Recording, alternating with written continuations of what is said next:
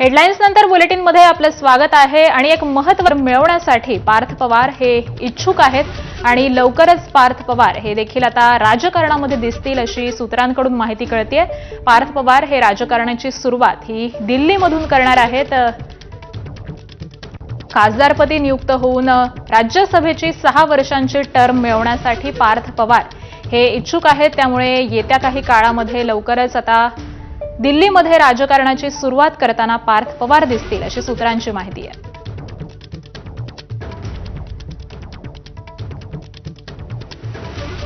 आणि याच सगळ्या संदर्भातले आत्ताचे ताजे अपडेट्स जाणून घेऊयात आमचे प्रतिनिधी निलेश बुधावले यांच्याकडून। निलेश, पार्थ पवार लवकरच राजकारणात सक्रिय होताना दिसणार आहेत, काय अपडेट्स मिळतात? आकांक्षा, लवकरच राज्यसभेच्या काही जागा खाली होणार आहेत। राष्ट्रवादी काँग्रेस पक्षाच्या वाट्याला देखील एक पूर्ण टर्म मिळण्याची शक्यता आहे आणि त्यामुळे कुठेतरी पार्थ पवार केंद्रीय राजकारणामध्ये सक्रिय होताना राज्यसभेवर जाण्याची दाट शक्यता वर्तवण्यात येते। खरं तर सध्या सुनेत्रा पवार यांची 2 वर्षांची टर्म बाकी आहे, मात्र त्याऐवजी पूर्ण 6 वर्षांची टर्म मिळवण्यासाठी पार्थ पवार यांचा प्रयत्न असेल अशा पद्धतीची माहिती आहे। आमदारांमधून जे लोकसभेवर राज्यसभेवर सदस्य पाठवले जातात त्यासाठी निवडणूक लवकरच होईल आणि त्यामध्ये पार्थ पवार यांचा देखील नंबर लागेल।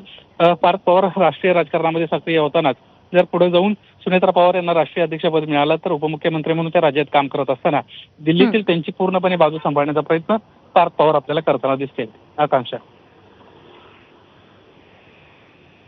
अगदी धन्यवाद निलेश। 6 वर्षांची पवार यांचा प्रयत्नाची माहिती आहे। आमदारांमधून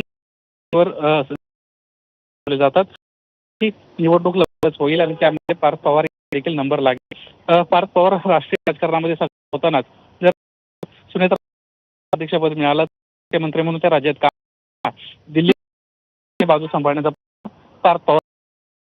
आकांक्षा, अगदी धन्यवाद निलेश या सविस्तर माहितीसाठी।